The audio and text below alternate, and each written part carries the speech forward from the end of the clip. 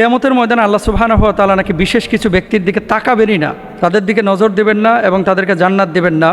এরা মূলত কারা? খুবই গুরুত্বপূর্ণ একটি বিষয়।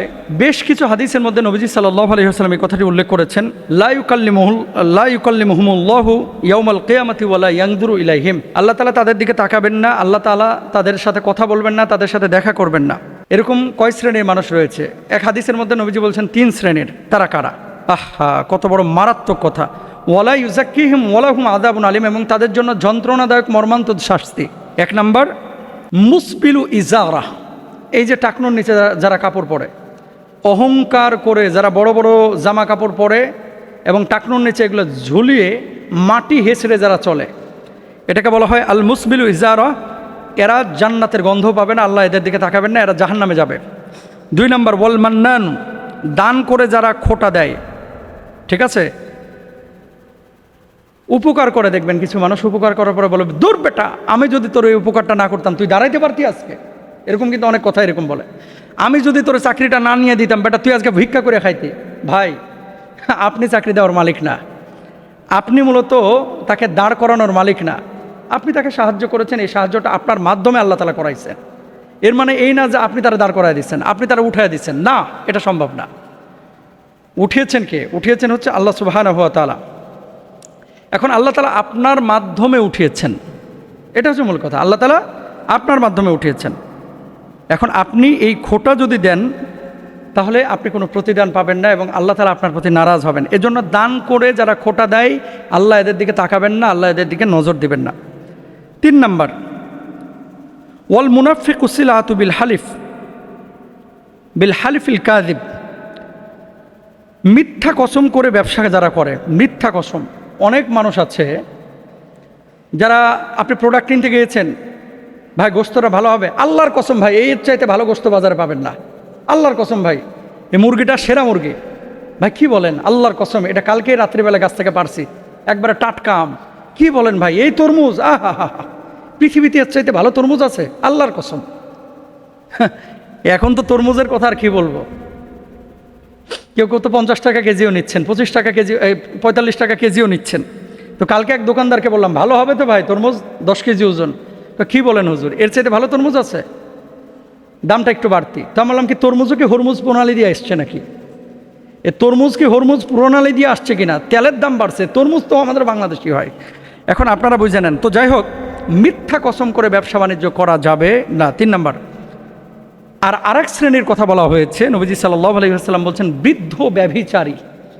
অনেক মুরব্বী আছে, 60 বছর 55 বছর হয়ে গেছে, দাড়ি চুল পাইকে যাচ্ছে, এখনও জেনাহের মানসিকতা তার যাচ্ছে না, পরক্রিয়া করে। অনেক জালেম আছে এরকম, দুঃখজনক।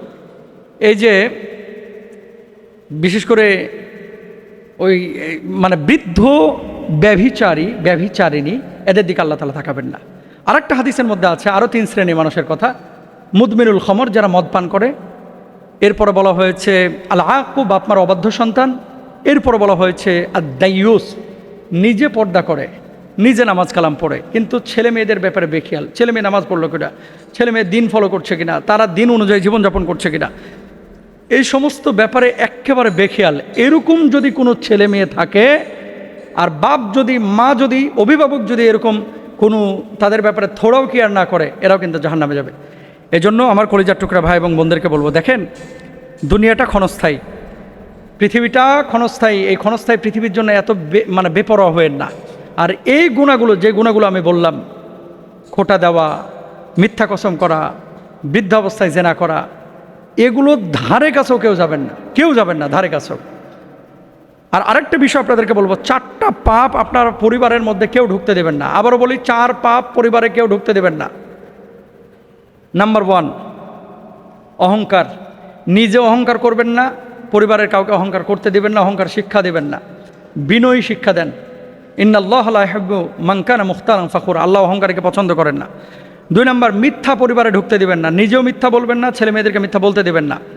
3 নাম্বার, খোটা দিবেন না। 4 নাম্বার হচ্ছে হারাম উপার্জন কখনো করবেন না। হারাম খাইছেন, পারিবারিক শান্তি শেষ। আল্লাহ তাআলা আমাদের সবাইকে বোঝার তৌফিক দান করুন। যে ইংল্যান্ডে, আমেরিকায়, ইউরোপে বিশেষ করে অনেক ছেলেরা মেয়েরা বিশ্ববিদ্যালয়ে পড়াশোনা করতে আসে, মাস্টার্স করতে এসে 3-4 মাস 5 মাস পরেই এই ছেলেরা পড়াশোনা শেষ না করে, মেয়েরা পড়াশোনা শেষ না করে অ্যাসাইলাম করে, রাষ্ট্রীয়ভাবে আশ্রয় প্রার্থনা করে এবং নিজেদেরকে সমকামী হিসেবে প্রেজেন্ট করে নিজেদেরকে। আমি তো নিজেও ইংল্যান্ডে ছিলাম এবং এই প্রশ্নটা নিয়ে এর আগে আমি কখনো আলোচনা করি নাই। অনেক তরুণ তরুণী বাংলাদেশ এবং পাকিস্তান থেকে বিশেষ করে এরা ইংল্যান্ডে যায়, আমেরিকায় যায়, ইউরোপে যায়, যাওয়ার পরে ওই দেশে নাগরিকত্ব পাওয়া অথবা আশ্রয় প্রার্থনা করার জন্য তারা নিজেদেরকে সমকামী হিসেবে প্রেজেন্ট করে। আপনারা সকলেই জানেন ইউরোপ আমেরিকায় কিন্তু সহজে আশ্রয় প্রার্থনা করলে আশ্রয় দেয় না, এটার জন্য একটা শক্ত ভিত লাগে, ব্যাকগ্রাউন্ড লাগে। এখন আপনি বলবেন কি কি ভিতে তারা ওই দেশে আশ্রয় প্রার্থনা করলে আপনার থাকতে পারে। এক নাম্বার, রাজনৈতিক আশ্রয় যদি আপনি প্রার্থনা করেন। আমাদের সাবেক প্রধানমন্ত্রী, রানিং প্রধানমন্ত্রী জনাব তারেক রহমান সাহেব, তিনি ওদেশে ছিলেন 17 বছর। এই যে বর্তমান আওয়ামী লীগের অনেক এমপিরা, মন্ত্রীরা কিন্তু ওই ইংল্যান্ডে আছে। রাজনৈতিক আশ্রয় মানে আমার দেশে গেলে আমার ক্ষতি করা হবে, বিপরীত দল আমার ক্ষতি করবে এবং আমার জীবনটা হুমকির মধ্যে পড়ে যাবে, এক্ষেত্রে আপনারা আমাকে আশ্রয় দেন, আশ্রয় দেয় ওই ব্রিটিশ সরকার।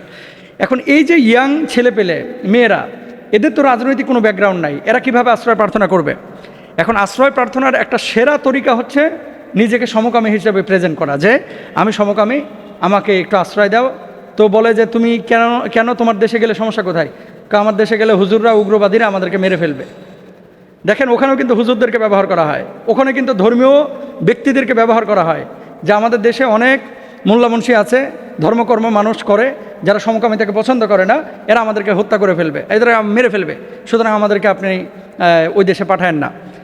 এরপরে দেখেন বন্ধু বন্ধু মিলে সমকামী আচরণ করে এবং বিভিন্ন ভিডিও ক্লিপস, বিভিন্ন সোশ্যাল অ্যাক্টিভিটি তারা কিন্তু বিচারকের সামনে এটা পেশ করে যখন আদালতে যায়।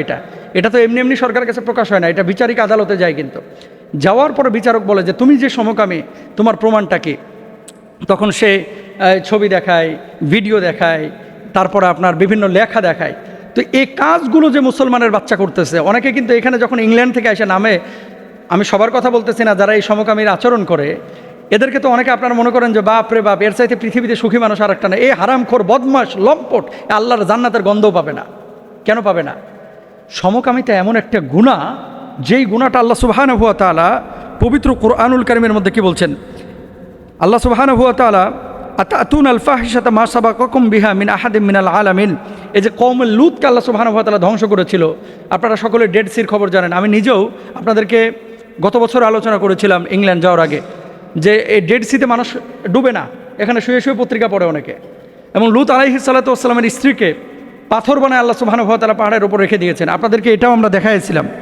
আমি যে কথাটা বলতে যাচ্ছি, এই ডেড সির এটা কিন্তু এরকম ছিল না সে সময়, কওমে লূতের সময়, লূত আলাইহিস সময়, সাল্লাল্লাহু আলাইহি সাল্লাতু ওয়াস সালামের জামানায় এই সমকামীদেরকে আল্লাহ তাআলা উলট পালট করে দিয়েছিলেন। মানে নিচের মাটিকে উপরে, উপরের মাটিকে নিচে আল্লাহ তাআলা নামায় দিয়ে এদেরকে দাবায়া ধ্বংস করে দিয়েছিলেন।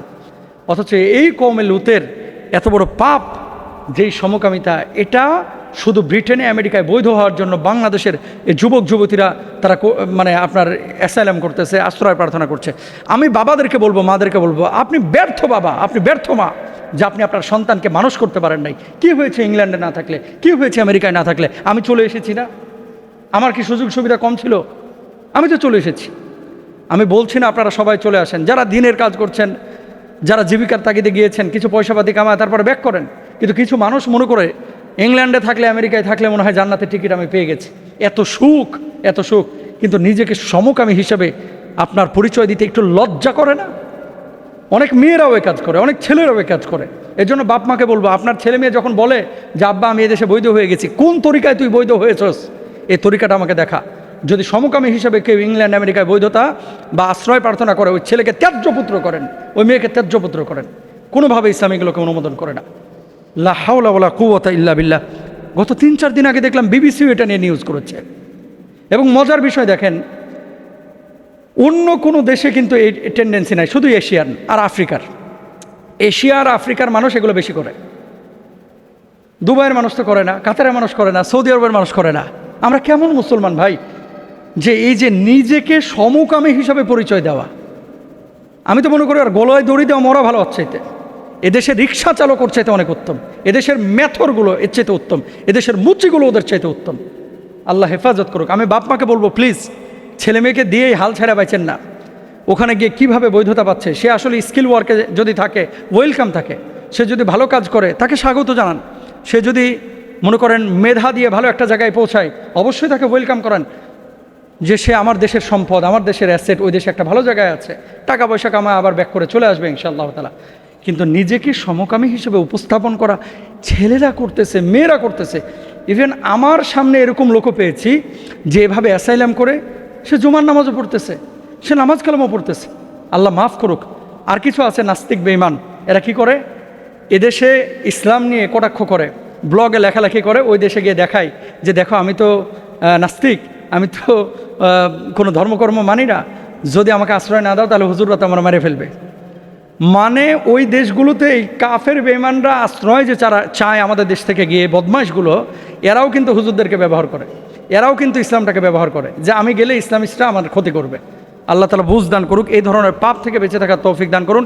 আমি বলবো আপনাদেরকে, বৈধভাবে যদি যান, পয়সা কামায় আবার চলে আসেন ইনশাআল্লাহ, কিন্তু কোনো মিথ্যার আশ্রয় নেবেন না। মিথ্যা কথা বলে যারা বেনিফিট খায়, একই কথা, মিথ্যা বলে কোনো বেনিফিট খাওয়া জায়েজ নাই, এটা খাবেন না।